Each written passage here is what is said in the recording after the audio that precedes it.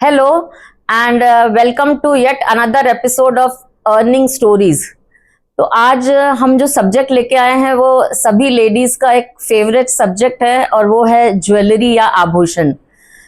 तो हम देखते हैं कि ऐसा नहीं कि अभी ज्वेलरी का क्रेज कुछ बढ़ा है, जो बहुत पुराना समय था, जो लोगों ने हिस्ट्री देखी, समझो मोहनजोदारो हड़प्पा या अजंता की केव्स देखी, तो हर जगह जो देवी देवताएं हैं, खजुराहो है, तो वहां सभी के गले में, हाथों में आभूषण रहते थे। तो ये नई परंपरा नहीं है। और तब ये सब चीजें बहुत ज्यादा रहती नहीं थी जो अभी हर तरह की ज्वेलरी। तो उस समय सीपियों से ज्वेलरी बनती थी, कई बार मछलियों की जो हड्डियां रहती थी उनसे, ऐसे पर ज्वेलरी जरूर होती थी। तो धीरे धीरे अपन इवॉल्व हुए और अभी सोशल मीडिया की वजह से तरह तरह के जो फंक्शंस होते हैं तो उसमें काफी क्रेज है। पर कई बार अपन देखते हैं कि कोई जो आर्टिफिशियल ज्वेलरीज रहती हैं तो वो हमें नुकसान भी पहुंचाती है। कई बार एलर्जीज होती है लोगों को, कई बार कम मात्रा में, कई बार बहुत अधिक मात्रा में भी, और डैमेजेस भी होते हैं। तो आज हमारे साथ मिस स्वाति मते हैं और इनकी ये खूबी है कि ये ज्वेलरी तो बहुत अच्छी आकर्षक बनाती ही हैं, बट वो स्किन फ्रेंडली भी हैं और इको फ्रेंडली भी हैं। तो मुझे भी मतलब ये पढ़ के और उनका बायोडेटा पढ़ के आश्चर्य हुआ कि मिट्टी से हम इतनी सुंदर ज्वेलरी बना सकते हैं और उसको अच्छे शेप्स देके, उसके बाद उसको कलर करके बहुत अट्रैक्टिव। और मैंने भी जो पहनी वो उन्होंने अभी अभी मुझे ज्वेलरी दी है, तो आप देख सकते हैं कि कितनी अट्रैक्टिव दिखती है, जो कि इको फ्रेंडली, स्किन फ्रेंडली है। तो कैसे उन्होंने इसकी शुरुआत की और कैसे इनकी जर्नी चली, आइए इनके मुंह से थोड़ा सा जानते हैं। Thank you ma'am, such a lovely introduction. और एक्चुअली यही मेरा भी एक्सपीरियंस रहा है कि जिस तरह से महिलाओं के प्रति, महिलाओं के लिए ज्वेलरी जिस तरह से अफेक्शन, लव और जो अट्रैक्शन उनको रहता है, इट्स इनक्रेडिबल सिंस हिस्ट्री से हम देखते आए हैं 3000 years बैक शायद। करेक्ट। सो जब कोई भी धातु नहीं था ना, तब सिर्फ मिट्टी थी और मिट्टी से ही ज्वेलरी बनती थी। So this is a base actually. तो उसी तरह से इस ज्वेलरी का और उसका जो स्टार्ट हुआ, उसी तरह से जो मेरा ब्रांड मैंने बनाया रुक्मिणी ज्वेलरी, उसका भी जर्नी ऐसे ही स्टार्ट हुआ है। बहुत अच्छी बात है ये। तो मन में कैसे आया? क्या पहले से आपको इच्छा रहती थी कि ज्वेलरी बनाओ, या सडनली कभी कुछ बनाया, लोगों को पसंद आया और ये जर्नी की शुरुआत हुई आपकी? जर्नी बहुत इंटरेस्टिंग है मैम। जैसे बचपन से ही ना मुझे कला, रंग और पारंपरिक चीजें ये मुझे बहुत पसंद है। और अपने यहाँ पे ना स्पेशली मेरी जो दादी नानी थी, वो इस तरह की ज्वेलरी पहनती थी जिसमें अपनी संस्कृति दिखती थी। जैसे नए बच्चे का जब जन्म होता है ना, तो उसके गले में या हाथ में मारुति हनुमान जी पहनाते हैं, which is for protection. So इस तरह से ना this things fascinates me a lot. Her occasion के लिए कुछ एक, it's very meaningful fashion sense they have actually.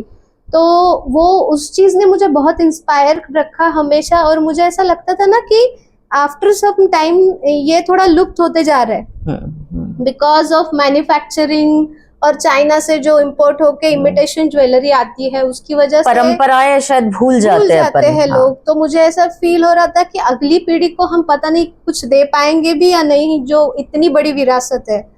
तो वो सोच के मुझे अच्छा नहीं लगता था। तो मैंने सोचा कि कुछ इसके बारे में करते हैं। और मैं खुद पर्सनली ना, जब मैंने सीखा नहीं था तब मैं पर्सनली एग्जीबिशंस में जा जाके इसको ढूंढती थी और ये पहनती थी। अच्छा। और ऐसे आज से ज्वेलरी का उतना नहीं था, लेकिन जब भी जिसी भी ओकेजन में पहनना है, मुझे ये वाली ज्वेलरी पहनना अच्छा लगता था। तो सीखे किससे आपने? ये मैंने ड्यूरिंग लॉकडाउन सीखा। अच्छा। एक बंगाली आर्टिस्ट है, this is a Bengali art form. Okay. तो ये बंगाली आर्ट फॉर्म मैंने एक बंगाली आर्टिस्ट से सीखा ऑनलाइन कोर्सेस करके ड्यूरिंग द लॉकडाउन सिंस 2022। अच्छा, तो मतलब ऑनलाइन भी इस चीज को अपन सीख सकते हैं, ये लोगों ने ध्यान रहना चाहिए। अगर if there is a will there is a way, definitely. So ये मेरी ना कहीं पे मैंने यूनिवर्स में फेंक दिया था कि मुझे ये ज्वेलरी इतनी पसंद है ना कि मैं कभी ना कभी ये इसके साथ कुछ ना कुछ एसोसिएट करूं लाइफ में। तो मेरा एक्चुअल एक्सपीरियंस ये आईटी का है। 15 साल मैंने आईटी पुणे में Zensar was my last company, तो वो एक्सपीरियंस लेके कॉर्पोरेट को काफी क्लोजली देखा। तो उसके बाद मैंने फिर ये जब सीखा तो मैंने सोचा कि let's make a proper MNC kind of a structure, उसको प्रॉपर ब्रांड बना के मैंने प्रेजेंट किया। और मेरे काफी दोस्तों ने, मेरे काफी कलीग्स ने मुझे हेल्प किया उसमें, और धीरे धीरे करके फिर लोगो बना और ऐसे डेवलप हुआ। तो इसका जो रॉ मटेरियल है, मतलब ये जो मिट्टी आप बोल रही है, तो कुछ स्पेशल मिट्टी हो रहती है या कहीं से बुलाना पड़ता है? कलर्स वगैरह जो यूज करते हैं उसकी क्या स्पेशलिटीज रहती है? इसका जो रॉ मटेरियल है बड़ा इंटरेस्टिंग है कि ये प्योर बिल्कुल काली मिट्टी है।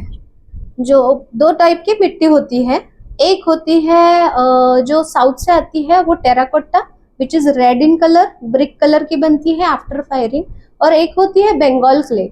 जो बंगाल क्ले होती है ना, वो बंगाल की जो नदी है उसकी जो पात्र की जो गाढ़ है उसको वो पूरा छान के उसका फाइन करके उसको बनाते हैं, और वो मिट्टी मैं ज्यादा यूज करती हूँ, और I can even show you that. तो आपने लाई है शायद, है ना ये एक मिट्टी लाई है। ये मिट्टी का टुकड़ा है मैम। अच्छा। इसको बाद ये ड्राई फॉर्मेट में आता है मेरे पास, और इसको पूरा प्रोसेस किया हुआ है, मतलब वो निकाल के उसको फाइन करके फिर रेडी ड्राई करके दिया है मेरे पास आता है, फिर से मुझे उसको प्रिपेयर करना पड़ता है थोड़ा। और फिर इसका मतलब स्पेशलिटी क्या है इस मिट्टी की? मतलब ये मोल्ड अच्छे से होता है? अच्छे से मोल्ड होता है, डिजाइनिंग बहुत ज्यादा सस्टेनेबल है, कितना भी जोर से गिरे टूटेगा नहीं। हाँ, क्योंकि मिट्टी का है तो वो एक डर अपने को, वो एक डर रहता है। जैसे अभी मैंने थोड़ा सा सेटअप करने के टाइम पे ये बहुत बार ऐसे हुआ, लेकिन इसको कुछ नहीं हुआ, इतना वो स्टर्डी है। फाइन वर्क करते आता है उसपे, फाइन वर्क होता है, उसके ऊपर कारीगरी बहुत अच्छी की जाती है, वो मोल्ड बहुत अच्छे से होता है और बहुत हल्का हो जाता है। और कलर्स जो आपने यूज किए हैं वो कलर्स भी कुछ स्पेशल रहते हैं? स्पेशल नहीं रहते कलर्स के साथ वी कैन प्ले अराउंड, कोई भी कलर यूज कर सकते हैं। Okay, there is no particular type की भाई ये यूज करना है। बट अभी थोड़ा एक्सपीरियंस होने के बाद मैं हर चीज का जहाँ पे जो बेटर मिलता है, जो बेटर बैठता है, मैक्सिमम सारे एरियाज में, जैसे कॉस्टिंग हो गया, उसकी ड्यूरेबिलिटी हो गई, उसका लुक हो गया, ये सारी चीजें ध्यान में रख के फिर I settle down on acrylic colours, multi surface acrylic colours. तो वो पूरा पानी में भी जाता है, फिर भी उसको कुछ नहीं होता। वो भी एक इम्पोर्टेंट फैक्टर है। मतलब कहीं भी पहन सकते हैं फिर अपन इसको, ऐसा नहीं कि जहाँ वाटर है वहां मत पहनो, ऐसा कुछ वो नहीं है उसके लिए। एक छोटा सा मैं आपसे शेयर करूंगी कि जितने भी लोग आते हैं ना, कस्टमर्स, फर्स्ट टाइम विजिटर्स, तो उनको रहता है कि मिट्टी का है, पिघल जाएगी नहीं मिट्टी बाद में। तो मैं बोलती हूँ एक पॉट ही रखती हूँ मैं, और उसके अंदर मैं उनको एक्चुअली डुबा के दिखाती हूँ कि ये ज्वेलरी, इसका जो कलर है और बाकी की भी चीजें कंप्लीटली वाटर रेजिस्टेंट। क्योंकि बीच पे जाते हैं लोग एंजॉयमेंट के लिए, तो ये डर उनको शायद लग सकता है। और जो इमिटेशन ज्वेलरी होती है उसको परफ्यूम नहीं चलता, पानी नहीं चलता, कुछ दिन बाद उसकी पॉलिश निकल जाती है। कई बार तो इमीडिएटली भी निकल जा रही है, विदाउट यूज रखे रखे भी निकल जाती है कई बार लोगों के। This is very sustainable and I can challenge. नहीं, बहुत अच्छा। तो मतलब जैसे शुरुआत आपने की, तो उस समय किस तरह से एडवर्टाइजमेंट करनी पड़ी, या शुरुआत के जो क्लाइंट्स थे उनको कैसे आपने कैच किया, उन्होंने किस टाइप का फीडबैक दिया आपको? तो शुरुआत मेरी इंस्टाग्राम के पेज से हुई। रुक्मिनी के नाम से मैंने इंस्टाग्राम पे पेज बनाया, वहाँ पे मैंने अपने ज्वेलरी के फोटोज कुछ डाले, और फिर धीरे धीरे फिजिकल एग्जीबिशंस, पहला एग्जीबिशन वाज इंटरनेशनल एक्सपो इन पुणे 2023, और वहां से लेके जो शुरुआत हुई, क्योंकि फिजिकल जब एग्जीबिशन होता है तब इंटरेक्शन बहुत होता है कस्टमर्स के साथ। भले खरीदे नहीं पर एटलीस्ट अपने को वो देख तो लेते हैं कि तो एक तो इंस्टेंट और क्विक उनके जो फीडबैक होते हैं वो बहुत ऑनेस्ट होते हैं, या तो वो वाव होते हैं या तो वो इग्नोर करते हैं completely. Exactly. So both mix interactions I had. समझ में आता है अपने को कि क्या अच्छा लग रहा है, नहीं।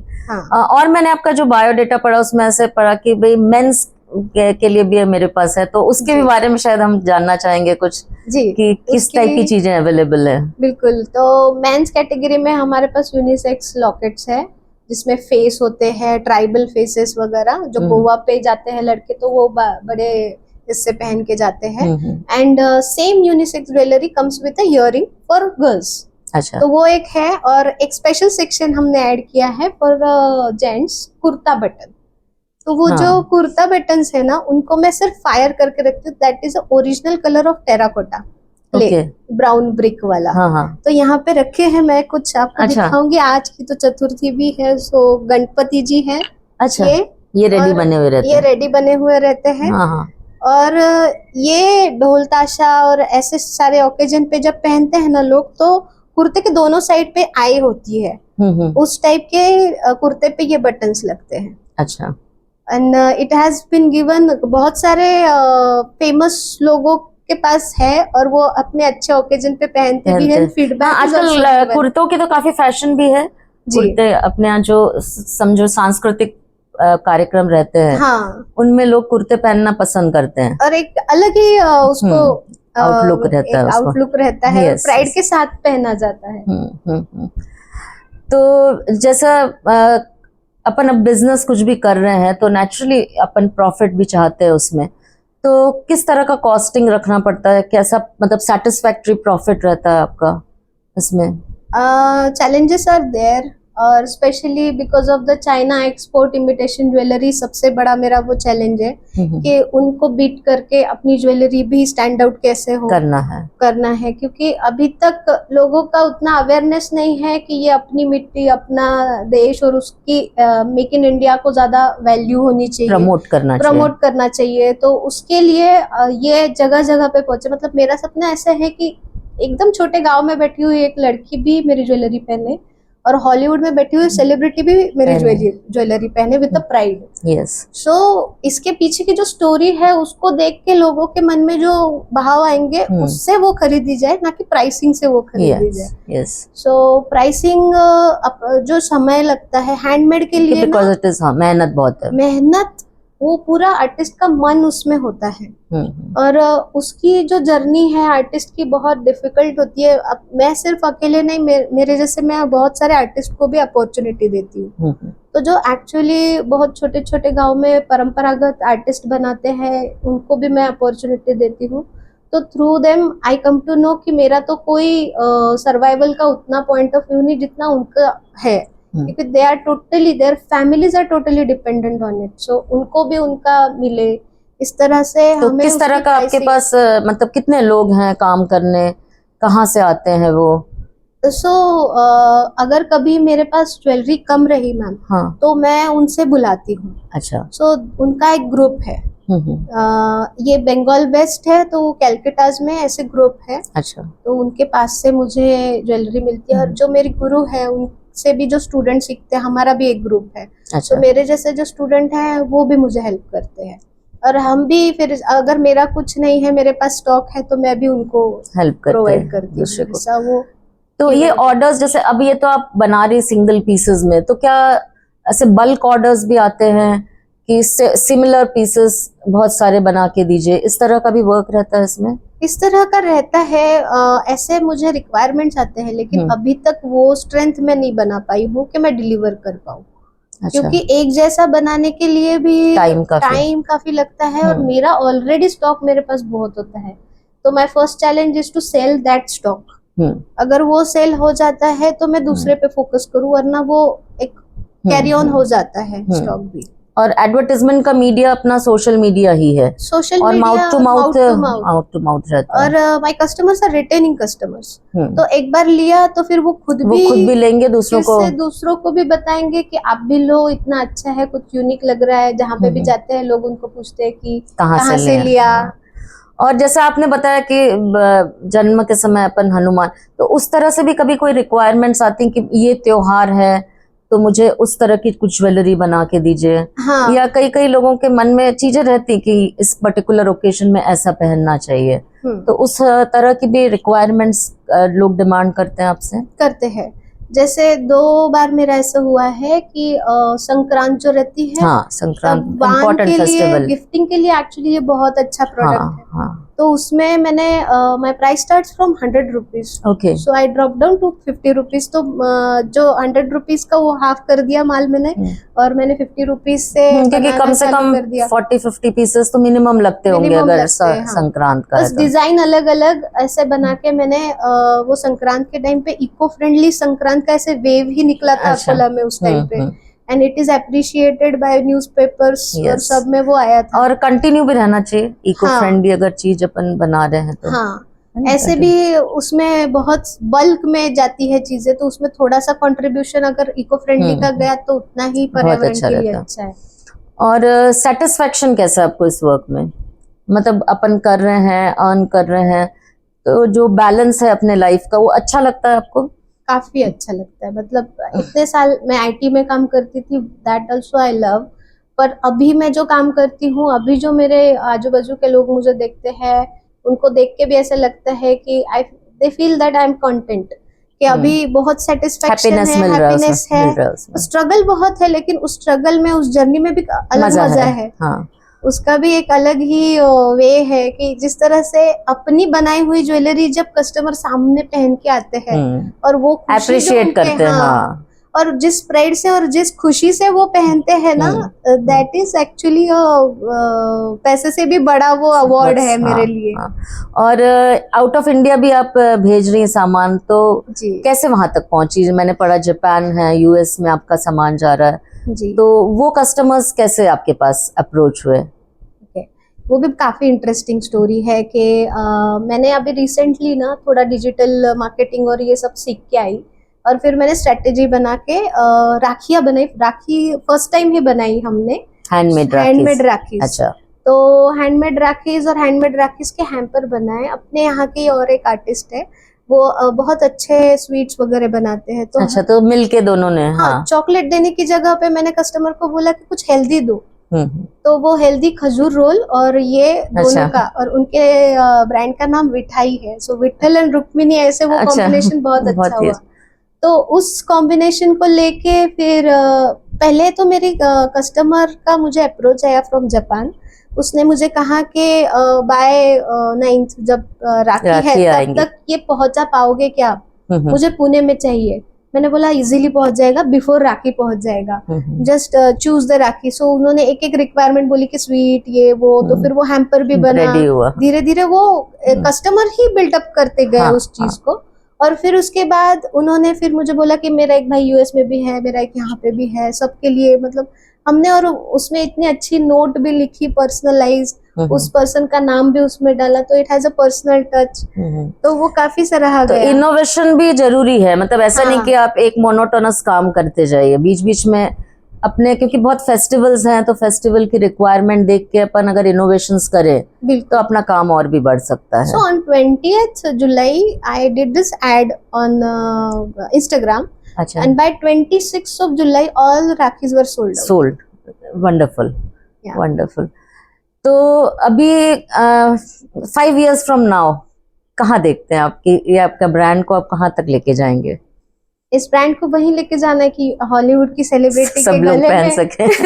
मतलब जब कॉन्सर्ट होते हैं तो उस कॉन्सर्ट में पहना जाए, सराहा जाए, हर लेवल के लोगों के पास रहे, ना कि वहां पे, बल्कि छोटे गांव की लड़की भी पहने, हर जगह पे हर टाइप के लोगों का फैशन विथ अ प्राइड जाना चाहिए। अपनी भारत की संस्कृति जो है वो, हाँ, मतलब मैं हमेशा ये बोलती हूँ कि चाइना से मत लो, इंडिया से लो, क्योंकि भारत की मिट्टी में ही सोना है। तो वो जो थॉट है, जब लोग पहचानने लगेंगे ना और उसको जब रिलेट करते पाएंगे ना, वो ही मेरा फाइनल गोल है। और जो डिजाइन्स जो है वो कहाँ से मन में आते हैं? मतलब अपने को तो डिफरेंट डिजाइन्स बनाने पड़ते हैं, तो उनके बारे में कैसे सोचते हैं आप लोग कि डिजाइन चेंज करना है, नया क्या बनाना है? So, जैसे इंटरेक्शन होता है ना कस्टमर्स के साथ, तो वो भी काफी अच्छे फीडबैक, ऑनेस्ट फीडबैक देते हैं कि मुझे छोटी चाहिए, मेरे कान थोड़े ये हो रहे, बड़े हो रहे, तो मुझे वो ठेपी वाला ही चाहिए। इस तरह से अलग अलग रिक्वायरमेंट होते हैं लोगों के। कुछ को सिर्फ धागा ही चाहिए, अच्छा, कुछ को मनी भी चाहिए, सॉफ्ट धागा चाहिए, सैटिन वाला। तो उसके साथ मैं प्ले अराउंड करती हूँ, और साथ ही साथ मैं ये भी करती हूँ कि मैं अपनी तरफ से भी क्या दे पाऊँ अलग, नया कुछ। जब कभी भी मेरे सामने मिट्टी होती है, मुझे नहीं पता होता है इससे देवी बनेगी, फेस बनेगा, या फिर पत्ते फूल करूंगी, लेकिन नेचर से इंस्पायर होके, जैसे मेरी दादी नानी गेहूं का दाना और वो सब पहनते थे, तो वैसे फूल पत्ती मेरे ज्वेलरी में आपको दिखेंगी। एक तो मैंने पत्ते का पहना ही है, और इस तरह से जैसे आता है थॉट, वैसे वो बनते जाते हैं। तो अभी जो हमारे दर्शक देख रहे हैं आपको, और किसी के मन में हो इस टाइप का, तो उनको क्या एडवाइस देना चाहेंगे आप कि कैसे स्टार्ट करना अच्छा है ये बिजनेस? क्या Definitely. उनके मन में कितनी स्ट्रेंथ होना, क्या मुश्किलें सामने आ सकती हैं उनके, और बेसिकली इसमें इन्वेस्टमेंट कितना लगता होगा इनिशियली जब अपन स्टार्ट करते हैं तो?